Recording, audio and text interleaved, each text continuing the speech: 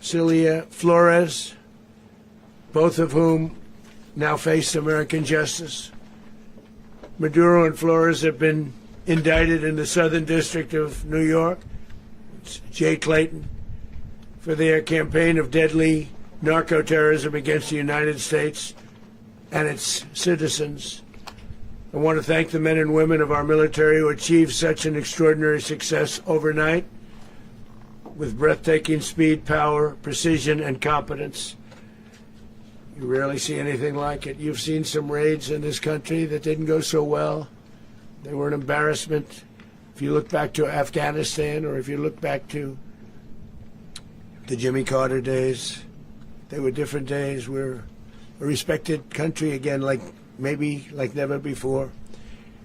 These highly trained warriors operating in collaboration with U.S. law enforcement caught them in a very ready position. They were waiting for us. They knew we had many ships out in the sea, just sort of waiting. They knew we were coming. So they were in a ready, what's called a ready position.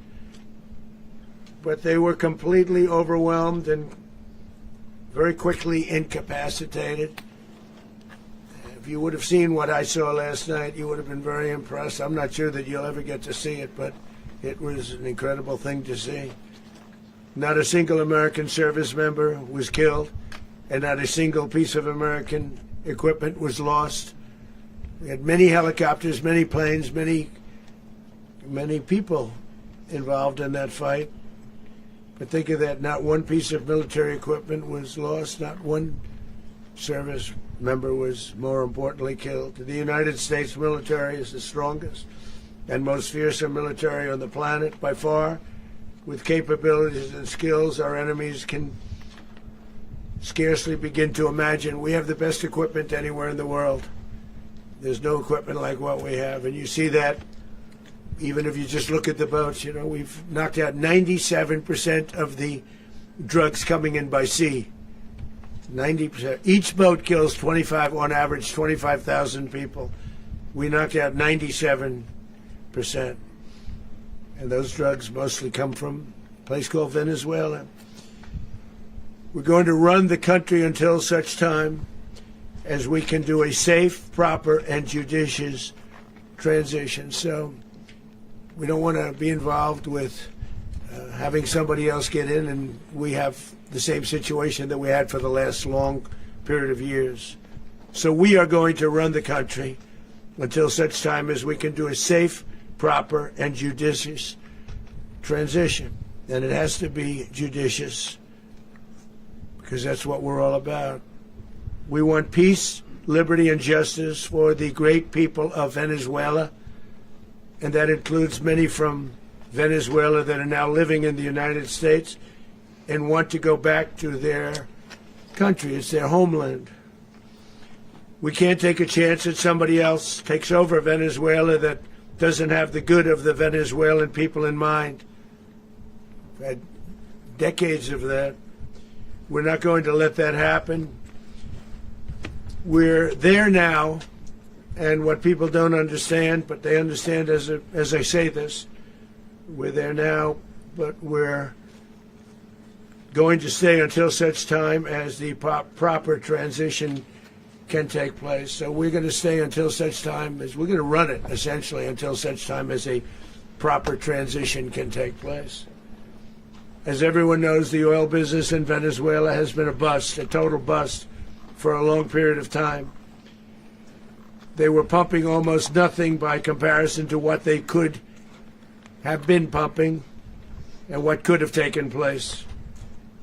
We're going to have our very large United States oil companies, the biggest anywhere in the world, go in, spend billions of dollars, fix the badly broken infrastructure, the oil infrastructure, and start making money for the country. And we are ready to stage a second and much larger attack if we need to do so. So we were prepared to do a second wave if we needed to do so. We actually assumed that a second wave would be necessary, but now it's probably not. The first wave, if you'd like to call it that. The first attack was so successful, we probably don't have to do a second, but we're prepared to do a second wave, a much bigger wave, actually. This was pinpoint, but we have a much bigger wave that probably won't have to do. This partnership of Venezuela with the United States of America, a country that everybody wants to be involved with because of what we were able to do and accomplish, will make the people of Venezuela rich, independent, and safe. And it will also make the many, many people from Venezuela that are living in the United States extremely happy. They suffered. They suffered. So much was taken from them. They're not going to suffer anymore. The illegitimate dictator Maduro was the kingpin of a vast criminal network responsible for trafficking colossal amounts of deadly and illicit drugs into the United States. As alleged in the indictment, he personally oversaw the vicious cartel known as Cartel de las Solas, which flooded our nation with lethal poison, responsible for the deaths of countless Americans, many, many Americans. Hundreds of thousands over the years of Americans died because of him. Maduro and his wife will soon face the full might of American justice and stand trial on American soil. Right now they're on a ship. They'll be heading to, ultimately, New York, and then a decision will be made, I assume, between New York and Miami or Florida. But we have people where the overwhelming evidence of their crimes will be presented in a court of law. And I've seen it. I've seen what we have. It's both horrible and breathtaking that something like this could have been allowed to take place.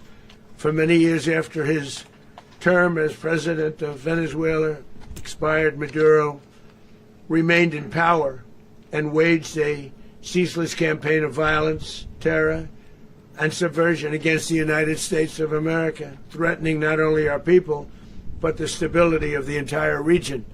And you all saw it. In addition to trafficking gigantic amounts of illegal drugs that inflicted untold suffering and human destruction all over the country, all over in particular the United States, Maduro sent savage and murderous gangs, including the bloodthirsty prison gang Tren de Aragua, to terrorize American communities nationwide. And he did indeed.